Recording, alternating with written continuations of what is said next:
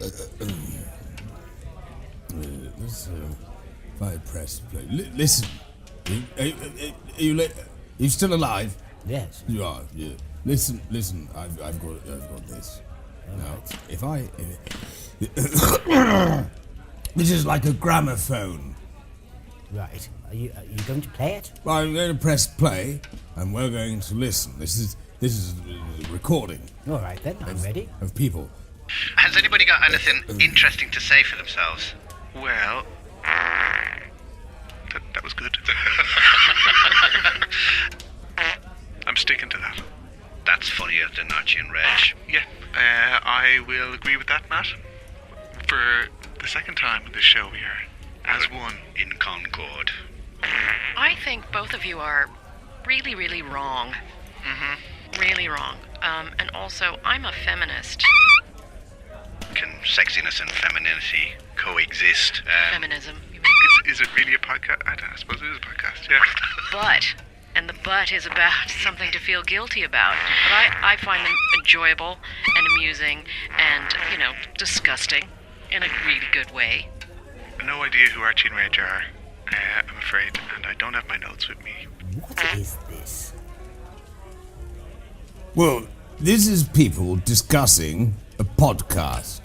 What's a podcast? Well, you understand the caste system in India. It's a very unfortunate thing that divides people a bit like the class system, except unlike the class system, it's rather nasty. Yes. Right. So some castes can be nastier to other castes. That's the sort of thing. So you end up with a nasty caste. Now then, the pod part relates to a gentleman's member. Oh, yes. Which looks a little green and shriveled, a bit like a pea So pod. it's like racist genitals. Racist genitals. So you've got a pea pod full of peas, and you look at it and you shout at it until it drops its peas all over the floor. That's what a podcast is, as I understand it. Ah.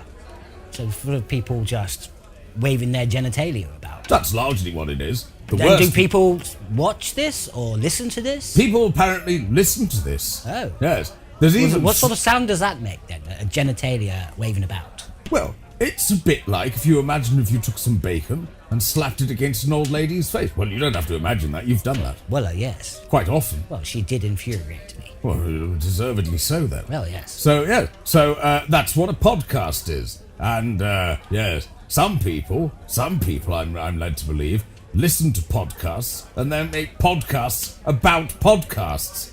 Well, that's lazy, isn't it? It's the most ridiculous thing to do. I can't imagine what sort of You mean to tell simple-minded me- buffoon would think that was a sensible way to spend their time. Well, that's rather silly. If they have the time and the patience, I imagine this takes a lot of time and patience. Oh, yeah. It took me a long time to slap the lady around the face with the bacon. Well, you slapped her around the face quite a lot with it, though. So if it takes the time and the patience to make a podcast, as you call it, then you'd think that they'd make their bloody own. Well, you would, rather than... I mean, Percy, Yeah. Percy from down the road, yes? Yeah.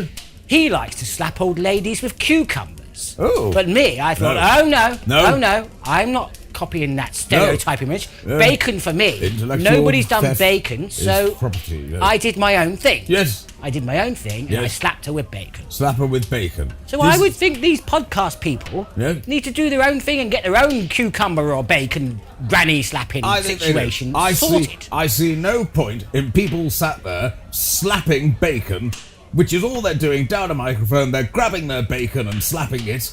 There is no point in them doing this whatsoever, just because other people have already slapped bacon. Yes, there's just no originality. There is no originality. None at all. Not at all.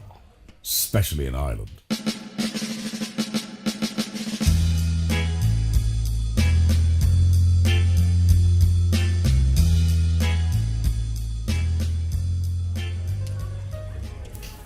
Remember that time? That time I caught you bent over at an angle over Elvis Presley's mixing desk. Yes, I do. Yes. You were crying. Well, wouldn't you? Well, I don't know. I don't know if the old hip swinging would have done it for me, but it has certainly done something for you, as I recall. Well, yes. I mean, it was a dreadful night. It must have been. Elvis was, let's say, he left the building in a foul mood. Well, yes, he did. He wasn't happy. He left your building in ruins. He did. That man wasn't happy. Gaping. Yes. Like a manhole. It's a dark place. Well, I wouldn't know about that. Although if you'd like to bend over my mixing desk, I'll always have a look. That's a joke. That's a joke. You're giving me the look again because I've made the joke about the thing Elvis Presley did to you. It was a long time ago. It was the 1970s. Things were different. You were young. Well, younger. Younger in Vegas. Yes. You've gone out there. Yes. With those budgerigars to sell. Well, yes, I went on tour with the Budgerigard Circus. Yes, yes. Elvis loved those little budgies. He loved them fluttering around. He did. Well, he liked to take them. He sometimes used to say to me, Reg, yes. Do you mind if I borrow one of them? And then did he go, oh, ha, ha? Reg, do you mind if I borrow one of your budgies? I can't quite do it. Well, I'd say, well, you are Elvis, so of course you can. And he liked the little blue and yellow ones. He loved those. He loved those. And then he'd take them to his dressing room. Yes. And I don't know what he did with them. Well, we never saw them again. No. He'd come out, and there'd be no budgies. And he'd have a performance. He'd have a performance, and he'd start wiggling his hips. And you think, well, what's going on here? There's something going on. And the teenage girls would be screaming, and he'd be wiggling his hips, but you would never see the budgies, apart from that one occasion, I remember. You remember when he did his comeback tour in '68? Oh, that was a very oily. It was extremely oily. Well, I was on the tour because it was my job to oil him. His comeback. His comeback. Yes. So my job was to oil him. Yes. So before he'd go on stage, I'd be there and I'd get the oil can and he'd stand in front of me and he'd go, oh, ha, ha. And I'd go, yes, of course, no problem. Because I learned to understand him after a while. But the chap didn't say much. He largely said, oh, ha, ha. But well, he was French. Well, he was pretty much French. But you learned to understand him after a while. So music speaks to everybody, doesn't it? Well, it does. And on this case, meant oil me down. I'm ready for it to go. Yes. So, okay, so I'd get the oil can and I'd start oiling his back and rubbing it in. And then on this one occasion, I remember in Vegas '68, everyone was quite concerned that the hips weren't working properly. Yes. So there's nothing else I can do here. So luckily, we were in the big tour bus. Remember the big tour bus with the fluffy seat and the Alsatian, the dead Alsatian on the back seat? Oh, yes. Yes, I remember that. I killed it. But, and I said, stop here. And why are we stopping here? And I said, because it's a petrol station. And they went, it's not. It's a petrol station. It's not. Yes. I said, it's a petrol. It's not. They kept saying it's not a petrol station. It's not a petrol station. I said, it's a petrol station. I said, there's petrol pumps. There's people filling their cars with petrol. It's a petrol station. I said, no.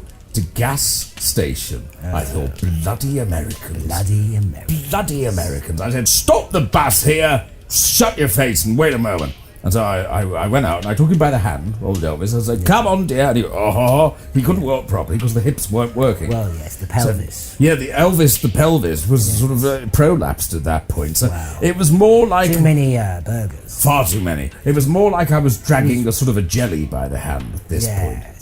Wobbly man. A very wobbly man. Yes. Dragged him outside, got the hose pipe, said, suck this. And he went, oh, and I said, no, not that. Don't suck, no, not that. No, suck this, suck the nozzle. Not that, the nozzle. So he got the petrol nozzle and he put it in his mouth and he going, oh, he looked like a baby cow suckling its mother's titty, sucking the petrol down.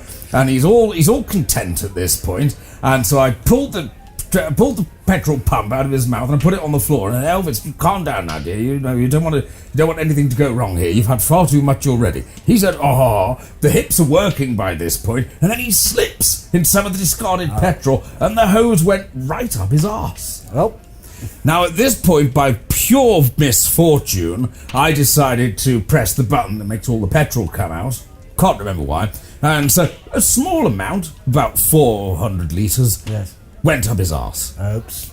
Anyway, so, cut a long story short, there I am in Vegas with him. He's slipping all over the place, and he reaches for his cigarette. Said, no, don't, not of that, not of that. Don't give me the cigarettes, not just yet.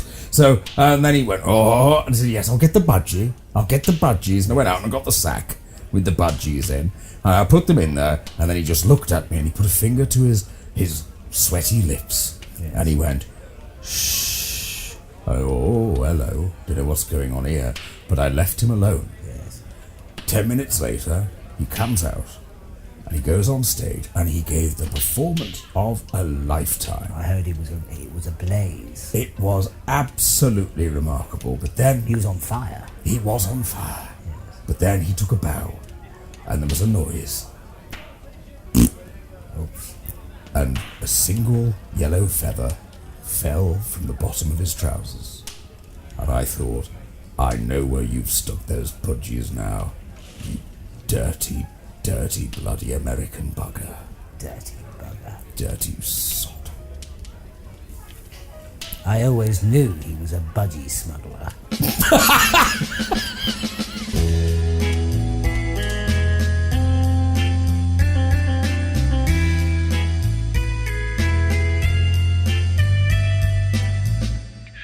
Sexy, the idea of, can sexiness and femininity coexist?